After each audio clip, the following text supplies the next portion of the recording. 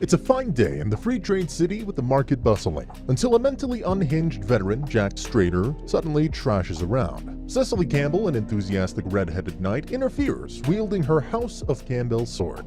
However, she's too weak to combat the veteran. Luckily for her, a skilled blacksmith, Luke Ainsworth, defeats Jack through his katana. Before she can thank him, he insults her skills as a knight and leaves.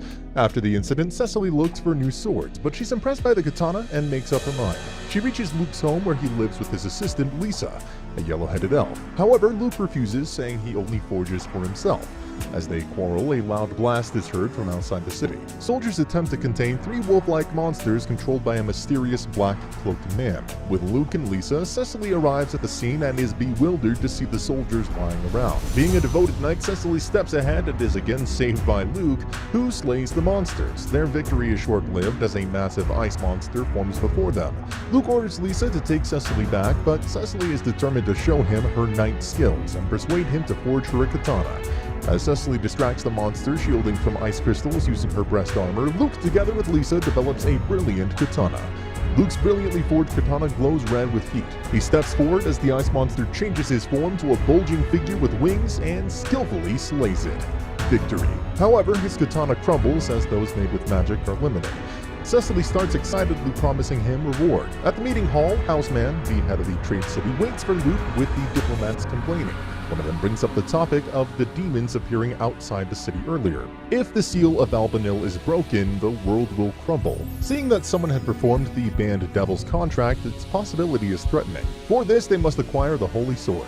Outside the city, Cecily's commander, Hannibal Caesar, observes the scene and talks to a captured bandit.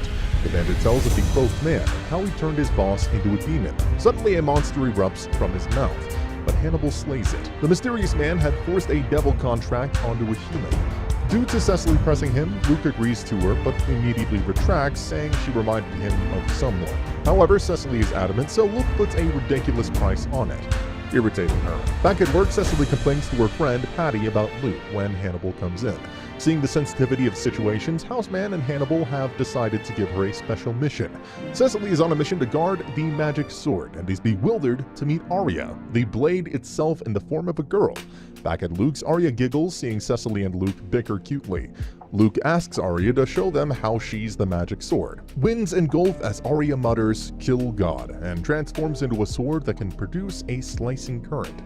Later, Cecily, Arya, and Lisa enjoy a feast, where Lisa accidentally reveals that Luke has been looking for a sword that can slay a god. Back at home, Luke gazes out the window. His fate made him come across Arya, the sword he's been looking for. Somewhere in prison, the prisoners are overcome by a strange trance and strength, and escape heading towards the city. Meanwhile, the girls are at the office as Patty brings them Cecily's sword for the time being. Reginald, a soldier, enters and insults Cecily for only using her blade to protect and not kill. As they argue, the emergency bell rings. The prisoners attack the city.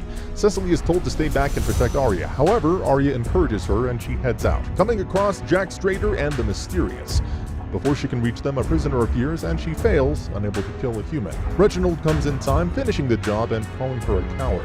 Arya, however, supports Cecily's good heart. At some isolated location that night, the mysterious man applauds Jack. He tells him that he'll save him, setting him up for an attack in the city. Arya wakes up to find Cecily practicing. She then, mechanistically, wishes she had a master like Cecily, for anyone who wielded her only slew and not protected. Cecily relentlessly asks to become hers, and friendship sprouts between them. Unknown to her, Houseman and Hannibal plan to lure out the mysterious man by making Cecily present the Arya, the magical demon sword, in public. Upon knowing, Cecily feels terrible for her new friendship with her and consults Luke, who says he'd fight with his life for his friend in such a situation. Later, sadly, she informs Arya. However, she gives Arya her full support. At the exhibit, Cecily presents Arya, and it's not too late before Jack is spotted among the crowd. He bursts into a flaming demon. As planned, the Spirit Prayer Squad attempted to suppress it to no avail. The monster manages to get a hold of Arya, and Cecily, miserably heartbroken, begs Luke for help, offering her body in return. Luke forges his katana and goes for the strikes, making the demon lose Arya. Cecily musters up all her will, and holding Arya, slays the flaming monster and human Jack Strader. Lisa compels Luke into forging a katana for Cecily, saying she's kind and beautiful with a big bust, making Luke go red and agree.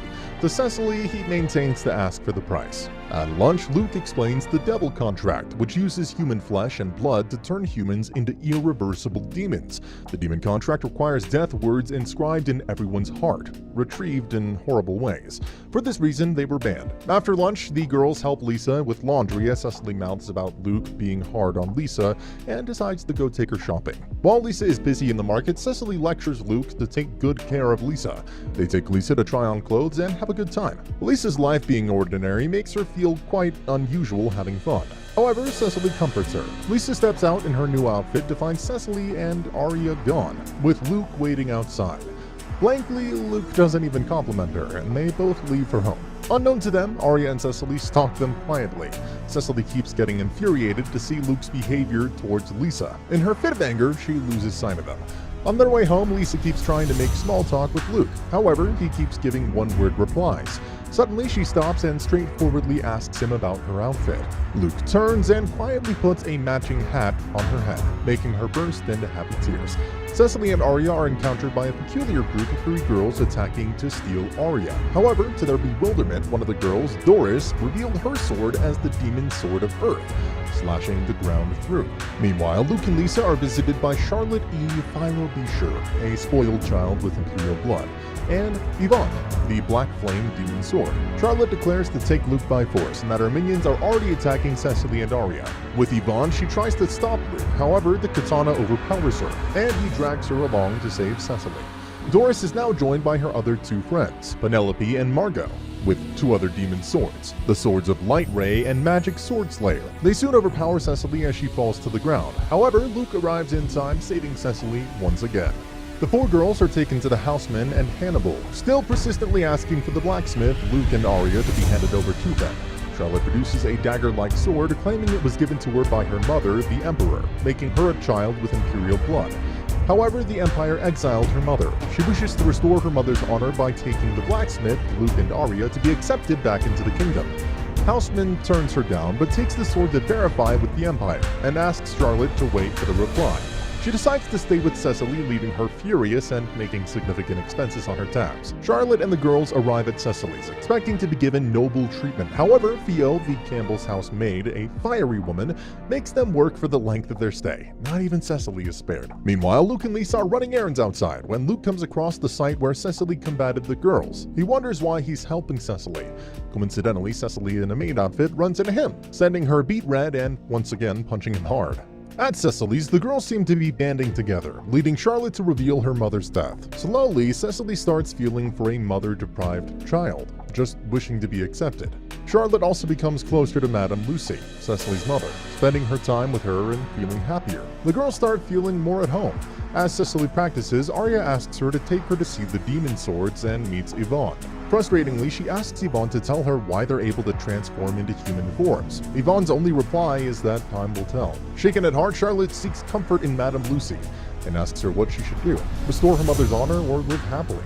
Madame Lucy tells her that her mother would want her to live happily, and that's her advice. The next day, Charlotte is given the Empire's reply. It declares them as criminals to be handed over for presenting a fake sword and stealing the original, completely disowning poor Charlotte.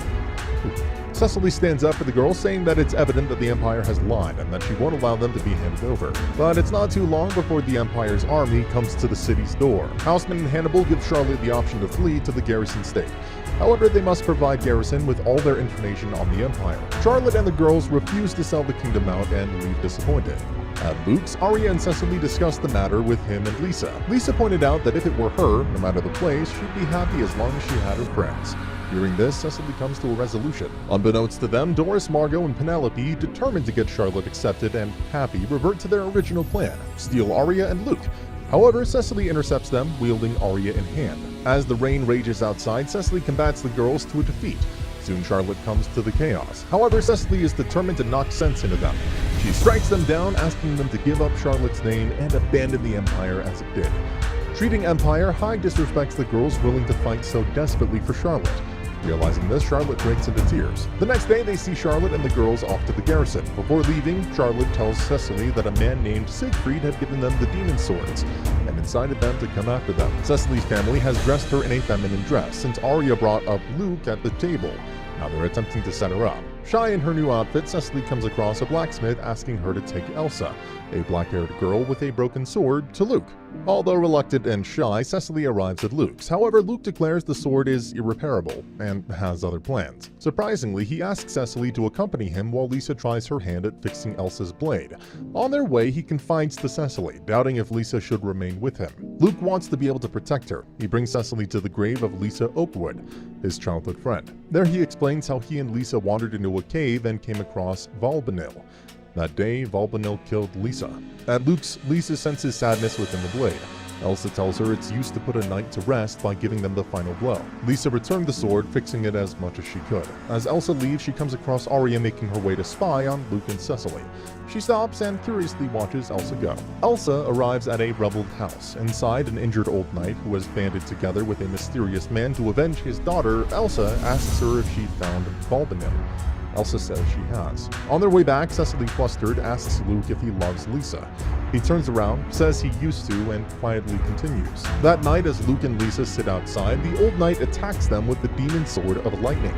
The man attacks Lisa, saying she's Valbanil, but leaves when his sword doesn't comply. The next day, Arya tells them that the lightning blade is Elsa. She sensed it when she crossed paths with her. Luke explains she should forge the sacred sword to stop Valbanil. At the market, Arya comes across Elsa. She asks her the same question that she asked Yvonne, and is told that the fate of the demon swords is to slay Valbanil. Until then, they serve their master. Luke prepares for the man to return. However, this time he comes with the mysterious cloaked man. The man wields the pitch-black sword that rots everything. While Luke is occupied, the knight attacks Lisa, but Cecily comes in between and combats him, wielding Arya. Arya tries to reason with Elsa, but Elsa is determined to save her master. She transforms back to human and takes the blow for Arya, saving her father from the final blow. As promised, she stabs her father with a knife that puts a knight to rest, and they both die together. As they rejoin Luke, the man, smirking, tells them that Lisa is Valbanil. She's a demon that Luke had created using Lisa to escape Valbanil. Furious, Luke swings at him, revealing him to be Siegfried. He counters back and disappears. Shaking, Cecily asks him if it's true, and it is. Cecily avoids Lisa and Luke, excusing herself from work. At the meeting venue, she stands with security to receive the Empire's diplomats, but is bewildered when Siegfried arrives. Cecily lunges at him, but is held back, yelling that he's the mysterious man. The meeting starts, and Luke puts forward the unfinished sacred sword. The diplomats start insulting Luke shamelessly upon seeing the sword, even dragging his past in between. Enraged, Cecily breaks into a fit and is made to leave. Defeated, she comes to Lisa, apologizing for avoiding her. Cecily maintains that Luke must not have made Lisa a demon, at which Lisa cries, saying she wants to help Luke forever. Hearing this, Cecily realizes something and goes back to the meeting. There, she declares that Luke isn't the one who made Lisa a demon. Instead, Lisa allowed the Devil's contract to protect Luke from Valbanil, just like Luke wanted to protect her, to help him forever. However, Luke maintains to blame himself. Cecily steps up to him, unwrapping the unfinished sword. She reminds him that he's to make the sacred sword not to defeat Valbanil, but to protect Lisa from anyone, even Valbanil. The blade is to be made for love. Siegfried, hearing this, snickers at the statement. Hence, Lisa challenges him to try to break the sword then. To his insult, his blade is sliced in half instead of loose, and his face twists into anger. That night, engulfed in rage, he attacks the city. After the meeting, Lisa tells Luke at the bridge that she wishes to stay with him forever. As they talk, a mutant springs out of the water. However, Luke and Cecily control the situation and notice the wafting smoke from the city. The city is covered with mutants and demons attacking civilians. Cecily and Arya immediately leave to assist the soldiers. As they leave, Luke decides to go for Siegfried and gets separated from Lisa. Heartlessly, Siegfried spectates the city burning from a tower.